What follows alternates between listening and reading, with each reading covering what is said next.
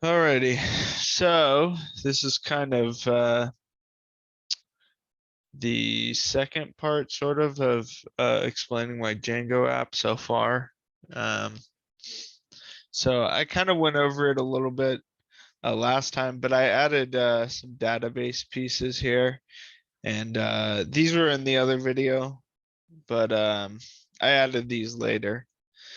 So I just kind of wanted to touch on those real quick, and then kind of go over them in the app itself. Okay, so first of all, what we kind of have here, let me show you this first.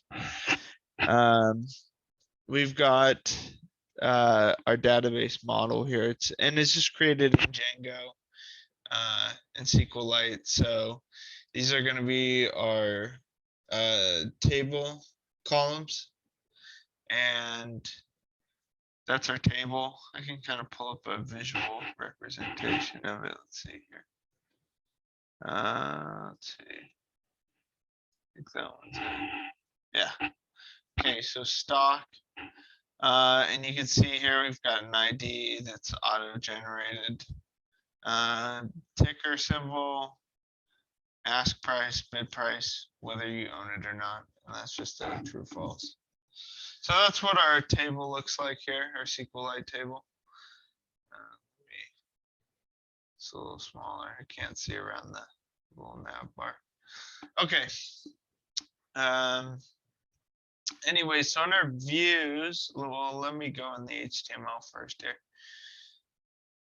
So the first place this kind of pops up is we have a form, and you probably saw it if you watched the other video. You probably saw it. But if we go in here, I'll kind of show you what this is. Oh, and let me make one tweak real quick. Change this back. I gotta change this to true so that it'll let us look up some stock info. Okay, so we go over here. Yeah, we're just gonna go mountain time. Let me just look up random stock. And so what this is gonna do is it's going to populate a couple fields in this form for us, and then it's going to allow us to save the info. Okay, so here what I ended up doing was I decided, let's see here. So I decided to use these select elements here because I mean, with my knowledge of HTML and stuff, I just figured that this was the best way to do it. And so these will just populate. It'll only give you one option here, and it's going to be that ticker symbol, right? And then same for these ones. It's just going to do the ask price, which is just being pulled in from Yahoo Finance, right? So in our bid price, now the only thing it'll actually let you change in here is if you own the stock. So let's say, let me open this real quick just to give you guys an example. And this page right here will just, while I'm here, I'll just describe it. It'll just show every stock that's stored in the database right now and just display it laid out here. So in the future, maybe I'll add kind of like a search function here. So then you can kind of have a watch list or something like that. Or just show the ones that you own, you know. I don't know, just kind of, this is kind of a foundation for the future of the project. But anyways, so we've got each of our stocks. Let's go find SQL so we can see. So it says we own it right now. Currently says the ask and bid is 0, but that's okay. So just for demonstration, we'll just say leave this unchecked. So we we're saying we don't own it, and then I'll click save stock.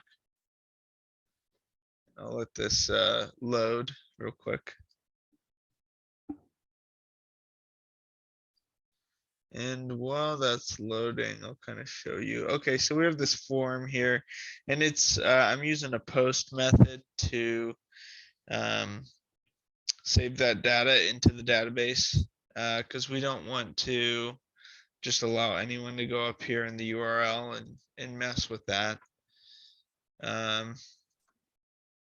So anyways, oh, okay, looks like it's saved. So if we go and refresh this, it says you do not own the stock. So it went ahead and updated there, as you can see. And we could do that with, you know, all of these stocks if we want to. But just for demonstration, we'll just do that one. Another thing, let me see here, that we could kind of go over here. Let's see, which page is this? This is a detail. Actually, I don't think we need to look at that. Okay, so this one here, the save stock page here, I could just go to that. Or my bad. Detail was actually this page right here. This is the detail page. So save stocks. This right here, save stock, and I kind of already described this. It'll just loop through, or well, this is just displaying like the message based on if the stock is owned, and yeah, it just loops through the stocks in stocks as I passed in a list of stocks from the database. I can show that to you guys in a second. All right, anyway, so this save stock here, we just have a form, and where that form is coming from is right here. We're using this form right here. And it's just going to have the fields ticker, ask, bid, owned. So let's go back here. Yeah, as you can see, ticker, ask, bid, owned. Yes, no, right. So it just bases these upon the what's in the database, right? And so if I want to, I don't know, I could just put in some arbitrary data here. We'll say yes, save stock. Okay, now I can go here and we did a hum, and there you go, there it is. So, and it shows all the data I entered. So that's just another way to enter a stock if you want to do it manually. So I just decided to add that in there just to have the option. So you have kind of two options of adding stocks there, and that's pretty much it. The only other thing to kind of show you guys is, let's see here.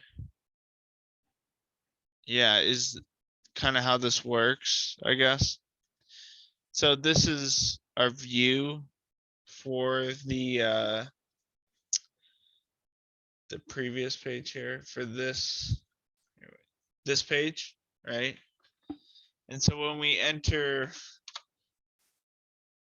we have our ticker option. Let's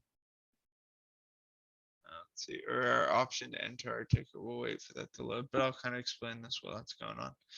Okay, so it's going to, well, first of all, we're gonna set some of these values here. So we're getting our ticker from our post method, right? We're getting our ask price, we're getting our bid price, and then we're setting those to these variables. Now, something with this checkbox here that I had to do was it doesn't detect true or false. It just either does true or none. So if it is none, if what's posted in that owned is what I called it, this box here is none, then the new owned will be false. Otherwise, new owned is equal to what's in that box, because if you check it, it's true. So that's just, true or false. Do you own the stock or not? And then here, if we have to create, if the stock exists, so this is just checking, does it exist? It searches by ticker through the database. If it exists, update the info with the new info here. You can see that. Otherwise, we're going to create a new stock. And here we just enter all those fields and then we save it. Pretty simple. And then similar here in this form, since it's being entered manually, we do need to make sure that the info, like the ticker, is not more than 5 characters and you're not entering info that's not valid. So we use this form.if is valid before we save it to make sure that everything is going to go into the database properly. Yeah, I mean, that's pretty much it for the database part of things. It was cool learning about this stuff though. So yeah, that's pretty much it. Thanks for watching, I guess.